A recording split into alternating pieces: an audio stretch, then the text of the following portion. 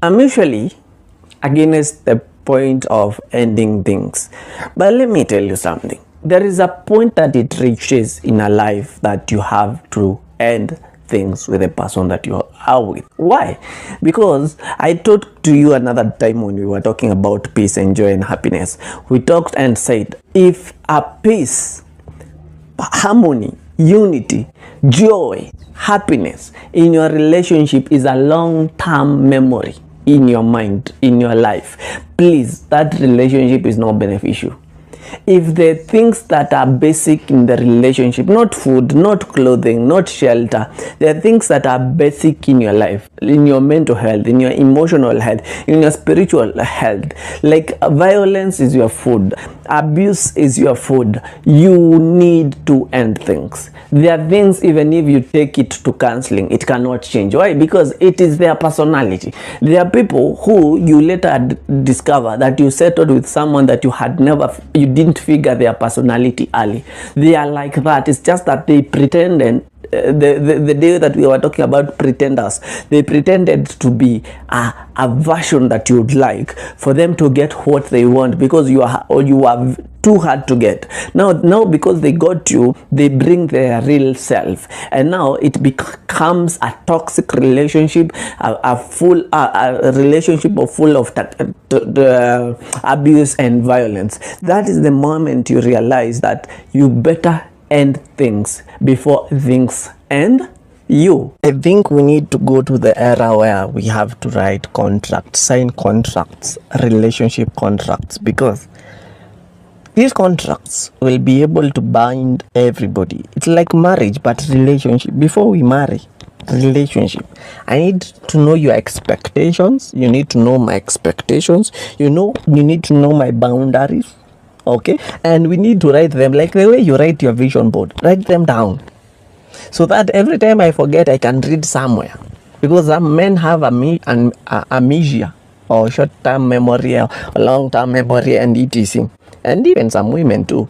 But in reality, I want us to talk about relationship contract. Do you think they can save a lot of relationships? That it can be legal and say that we cannot leave each other if 3 years have not ended, because some of us, we are dating for the honeymoon stage only. Are we together? Then when the familiar stage and the etc come, you remember, I don't want this one. Why? Because you don't want to struggle with that person to find a balance. So the relationship contract can save a lot of relationship, because you realize by the time the contract is ending, we have already done a lot, we have hustled a lot that we cannot let go. So what we do, we'll enter to a marriage contract now, because now we have overcome what could have destroyed us. New love. Have you ever understood that if you want to be happy, find new love every time you feel like you want to give up? And that's why you see a lot of men have side chicks, not because they are bored with their wives. Remember, let me tell you something. Every man who has a wife always go back to the wife, not the side chick. But when the hiccups are there, they are looking for a side chick. Why? Because when new love hits, when you find someone that you don't know, someone who is not familiar, you feel like there is something new you have discovered. Are we together? And this is where I'm going to with this topic. If you want your relationship to exist and to be fresh every day, can you try to make it new every day?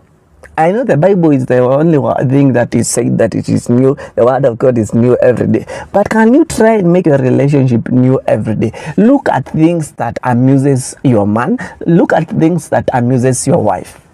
Are we together? Instead of them going to look for things outside there, make your relationship so interesting that they can tell you, this is what I want. This is what I'm feeling. This is what I'm desiring. This is the mystery that I want to discover. Or are you getting my point? Because as long as you are becoming a routine, the meaning is monotonous, the relationship is common. Like, I know the way we are living today is the way we lived yesterday. Let me tell you something. I will look for something new, because new love usually clicks better than anything else. Test of time. Let me tell you something. How long can your love sustain your relationship? Because We value relationships when they are starting. But do you know, we value people who have been in relationships more than people who are happy in relationship. If you are in a relationship with someone for more than 10 years, your relationship, you need salutes. But you are in 3 years, 2 years, 1 year, 6 months. You are still, I call it the honeymoon stage. This is the time that you are discovering your problems, strengths, and weaknesses. You are still trying. It's good. But can your love withstand, withhold, with all those things, the test of time? Because struggles will come, problems will come, but how strong are your values? How strong is your love, that no matter what, no matter which offer comes in on the table, you will not take it because of what you guys share? Can your love withstand the test of time? 2040, will you still be with that person? Look at that person and be like, if I am alive, will I still be with you? Then ask yourself, why am I wasting my time with you? Can your love, the love that you have right now, withstand that? There's someone said, will we eat love? That person was talking in a parable, according to me, because if love is not strong for you, will you be together in the years to come? Bedtime stories. You know, every time we talk about bedtime stories, we think about kids. Remove the pillow talks. I know you want to say pillow talks. Pillow talks happens after conjugal rights. I'm telling you the truth. But me, I'm talking about bedtime stories. See that moments that you enter to the bed and everybody is picking their phone to scroll on their social media. Have you ever thought of just sitting in that bed and just talk things that are not ignited by feelings of happiness? Talk things about your challenges, about where you are headed in the future. You will find you will be logical in that moment because there is no influence you have been under. You have not, you are, okay, I don't want to go to the sexual side, but pillow talks are usually influenced by something that has happened before. But bedtime stories are nice. There is when you talk about your past, how it went, how it is influencing your present, and how you think it will influence your future. And there is where you will strengthen your relationship. But see, in your relationship, what you are measuring yourself in, you are measuring yourself in bedtime scrolling, and that is why you are destroying your relationships. Can we agree on one thing? Love is blind. Have you ever realized that in normal cases you'd kind of dislike your ex somehow because you came to realize some things that you never saw when you are in that relationship, things that you later discovered that maybe you settled, or you endured foolishness, or you facilitated stupidity, or those all are too much. But what happens when you are in love? You become blind to anything that can make you get out of that feeling that you are feeling at that time. Then later when you guys separate, you realize, oh Jesus, this is what people were not even about people. This is all the stupidity I accommodated. Because in reality, when you are in that game, you will not understand how what the goalkeeper is doing. But when you get out of that game, you become a fan now. You start understanding how the game is played. And you realize at times you are being played either mentally, emotionally, financially, spirituality, a lot of things that you understand later. And I think we need to come with a weighing scale in our relationship to understand how blind am I in this relationship, because there are things that even the people around us, those people who don't hate our relationship, they can see things that you cannot see. But every time maybe they advise you, they don't dictate, they advise you, you take as they are the enemies, whereas you are being saved by the people who are seeing what is going on.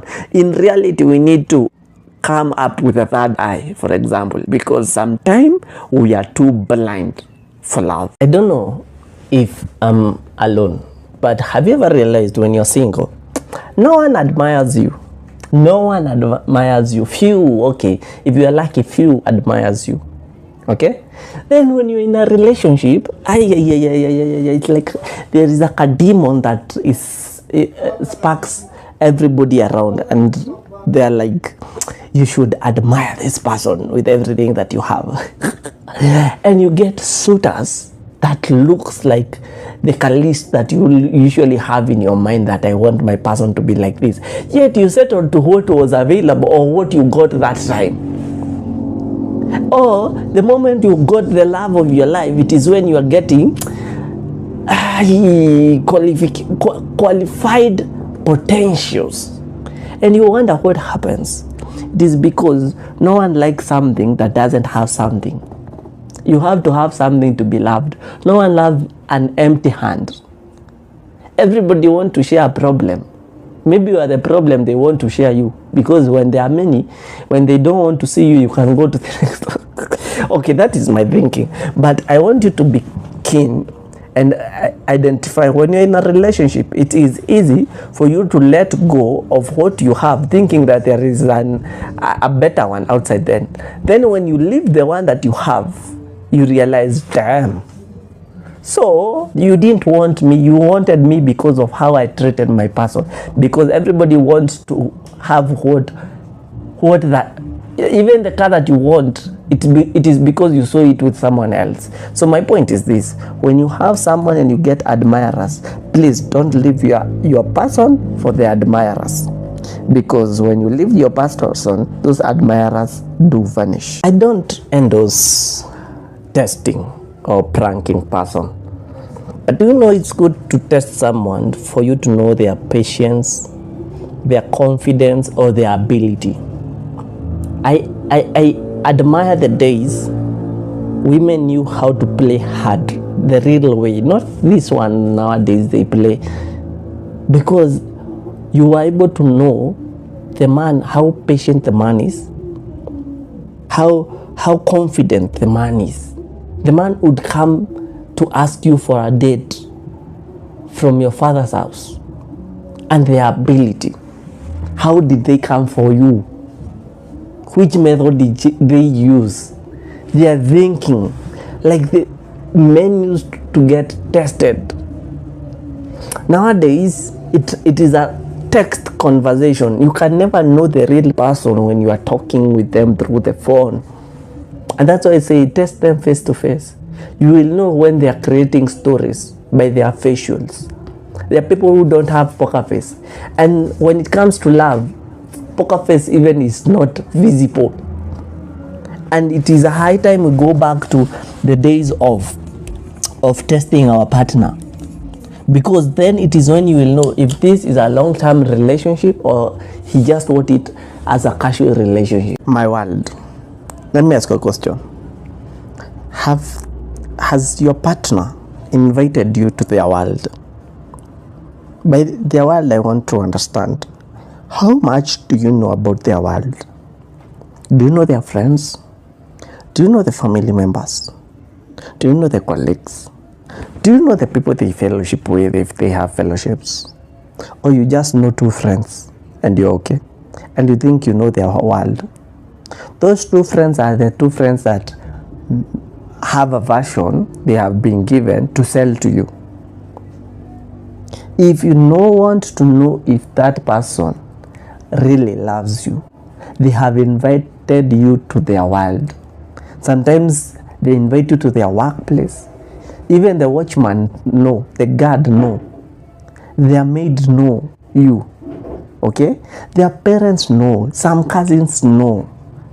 Friends, not only two friends, the best friends, the people they associate with know.